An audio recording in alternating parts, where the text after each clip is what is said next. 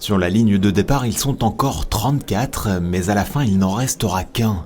Seul le vainqueur de ce tournoi aura la chance de pouvoir intégrer l'équipe de France eSport lors de la finale nationale. Pour Geoffrey, représentant du jeu FIFA chez Helios Gaming et habitué à rencontrer des adversaires professionnels, la méfiance sera de mise. Il y a carrément un autre style de jeu. Sur les adversaires que j'ai l'habitude de rencontrer, c'est plus du e-sport. Là, on voit qu'il y a une fonction au niveau du foot et un style de jeu un peu plus agressif par rapport à des joueurs e-sport. Si la phase de groupe n'est qu'une formalité pour lui, en revanche en huitième de finale, c'est la douche froide. Battu sur le fil, il quitte la compétition par la petite porte. Il y avait beaucoup d'occasions, je me suis fait contrer, il a bien joué les contres. Après, pas de chance sur la dernière occasion, mais c'est comme le sport, c'est le jeu, c'est ce qui arrive. Donc il faut travailler et éviter justement que ce genre d'action en fait, elle se répète et puis que je puisse avancer et aller plus loin dans les tournois. Il ne remportera donc pas ce tournoi, mais pourrait côtoyer son vainqueur, qui devrait être recruté à l'issue de la compétition. Ça peut être une très bonne opportunité pour nous, à la fois sur le plan sportif, et moi j'aime bien cette idée de passerelle entre le monde du sport traditionnel et le monde de l'e-sport, et de pouvoir offrir, pourquoi pas, à un jeune joueur l'opportunité de démarrer une véritable carrière dans le sport électronique. La première étape de ce rêve se disputait donc lors de cette finale entre Boulay et Wooswiller. Au terme d'un match serré, le premier nommé va faire la différence en seconde période sur la plus petite des marges. Son sésame acquis, Kevin tentera d'appliquer à Paris la recette qui a si bien marché à Amnéville. Je me pose pas plus de questions que ça, je pense pas à représenter le district mosellan ou aller à la Clairefontaine. En fait, je joue comme si je jouais chez moi en fait. Tout simplement, sauf qu'il n'y a pas les pleurs de ma fille derrière, quoi. Le 14 décembre prochain, parmi les 12 derniers finalistes, Kevin tentera de soulever un nouveau trophée avec l'idée de revêtir la tunique frappée du sceau du coq.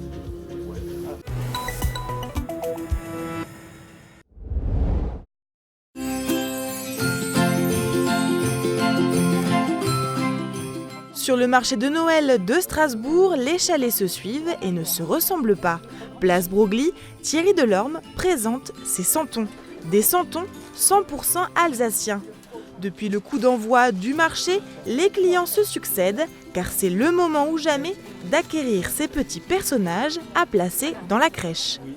La plupart du temps, les gens viennent chercher leurs commandes qu'ils ont passées l'année précédente. C'était beaucoup de travail préparatif avant. Ouais.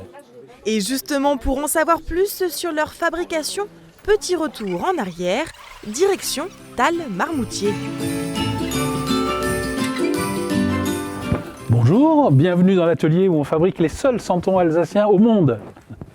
Et ces santons sont en effet 100% alsaciens, la terre provient du potier voisin et pour que les petits êtres prennent vie, place à l'imagination et à la dextérité de Thierry. Donc au départ, on crée un modèle en argile, c'est-à-dire qu'on le sculpte dans de l'argile. Une fois que le modèle est fait, on le cuit. Une fois qu'il est cuit, on refait une empreinte de ce modèle, ce qui nous permet d'avoir un moule en deux parties. Quand on a ce moule, on coule de la terre liquide. Il faut laisser sécher la terre environ 12 heures. Quand elle est sèche, on démoule donc le santon, hop, on ouvre le moule et apparaît le santon brut. C'est-à-dire qu'il a un joint en terre qu'il faut ébarber avec un petit couteau ou avec un cutter pour nettoyer. Donc il faut retravailler un peu tout le santon. Après avoir reposé et séché, il faut encore les cuire puis les colorer. La famille Delorme a déjà réalisé une 50aine de personnages et autres animaux. Une activité débutée il y a 25 ans pour cet Alsacien d'adoption. On s'est dit mais c'est quand même un peu bête de prendre des santons de Provence en Alsace. Si on essayait de créer des santons... mon épouse a eu cette idée-là. On va créer des santons alsaciens. Et donc elle a commencé par créer 5 ou 6 petits personnages qui se sont très bien vendus la première année au marché de Noël de Strasbourg. Et c'est comme ça que l'histoire est née. Et puis par la passion aussi qu'elle a des costumes, de l'histoire, de l'Alsace, etc. quoi. Et nous, on axe ça quand même sur des choses historiques, sur les costumes, avec des détails importants, des choses qui existent vraiment. Et donc les gens s'y retrouvent leurs racines, leur jeunesse. Et puis voilà, c'est une nouvelle tradition qu'on a inventée, on en est assez fiers.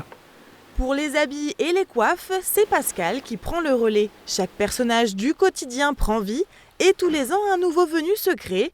Le mineur, la femme au kouglof, les mariés de Sibar ou encore le rabbin ou l'imam. Cette année, c'est la belle alsacienne qui est sortie de terre.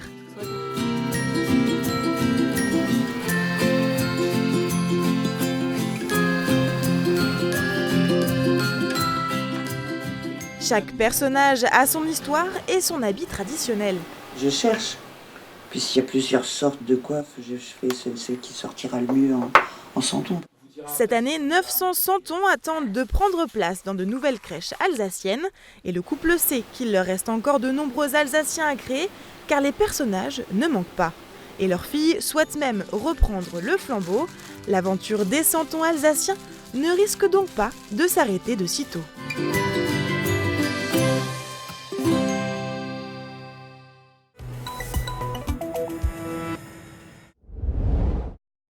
Lorsque Grégory prend le volant de sa Mini-1000, restaurée durant 2 ans et demi avec l'aide de son père, il replonge dans le passé. Pas de direction assistée, bien sûr, mais c'est des petits trous, ça tourne bien. Les premiers tours de roue de cette voiture datent de 1978. La mère de Grégory fut la première propriétaire. Là, j'ai le volant, c'est le sien d'origine, les commodos aussi, le compteur, c'est le sien, même s'il ne fonctionne pas comme j'aurais voulu. On pensait qu'elle avait été détruite, revendue, peut-être quitter le département dans le meilleur des cas. Et puis non, en fait, elle était encore là, elle nous attendait. Si Grégory collectionne les voitures anciennes, en 2012, il ne s'attendait pas à retrouver cette Mini. Elle était restée dans le département depuis sa revente en 1984. Vous retrouvez par exemple l'autocollant qui servait à rentrer sur le parking de l'hôpital à l'époque, là où ma mère a fait sa carrière, à l'hôpital de Troyes. J'avais 4 ans quand ils l'ont acheté. Quand elle a été vendue, j'avais 10 ans. C'est la première voiture que j'ai conduite tout seul dans la cour où on se trouve actuellement.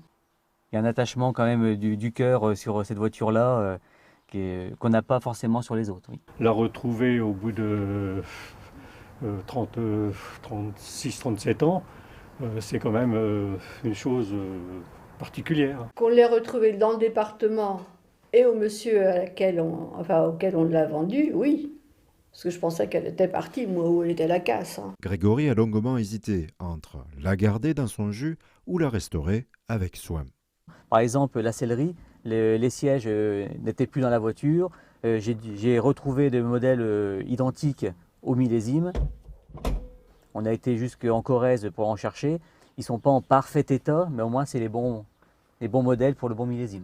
Lors de l'immatriculation, Grégory a préféré la liberté d'usage d'une carte grise normale plutôt que de collection.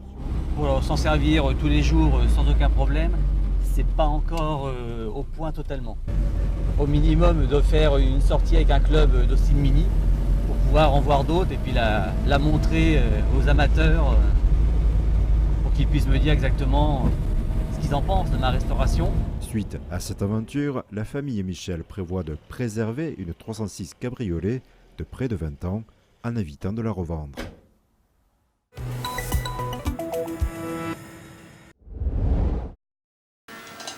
Alors là, on va prendre des baguettes donc, de marimba, c'est les soumas, donc là plus dédiées à la partie grave.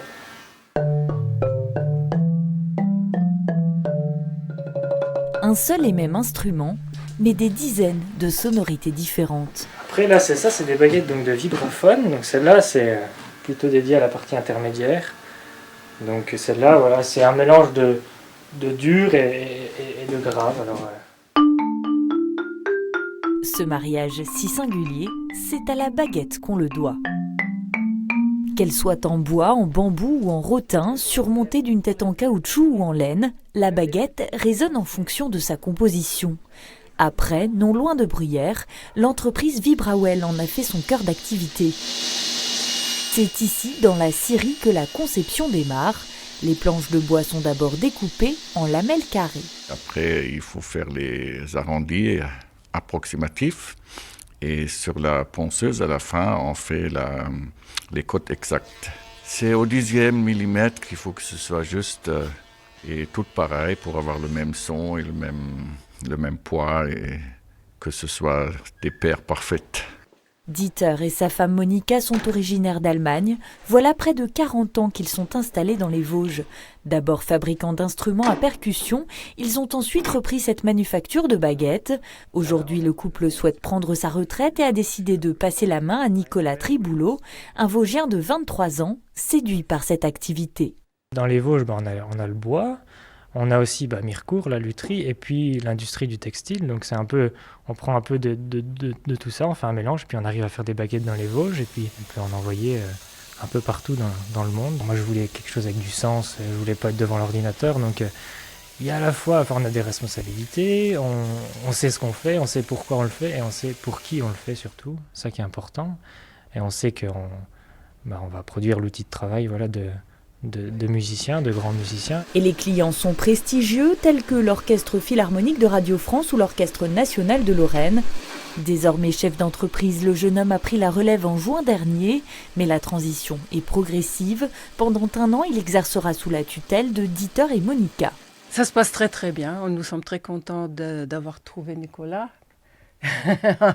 Donc c'est vraiment le bonheur, mais c'est bien sûr, comme c'est presque un bébé à moi ou à nous, il faut faire des adieux. Mais comme on a pris 1 année pour travailler ensemble, donc ça se passe en douceur et puis on a le temps de dire au revoir et Nicolas d'apprendre tranquillement et c'est fantastique comme ça, oui. En mai prochain, il volera donc de ses propres ailes dans un nouveau local où il emportera toutes ses machines. Lui sera seul pour concevoir les baguettes et cherche donc d'ores et déjà un couturier prêt à l'accompagner dans l'aventure afin de faire perdurer cet artisanat made in Vosges.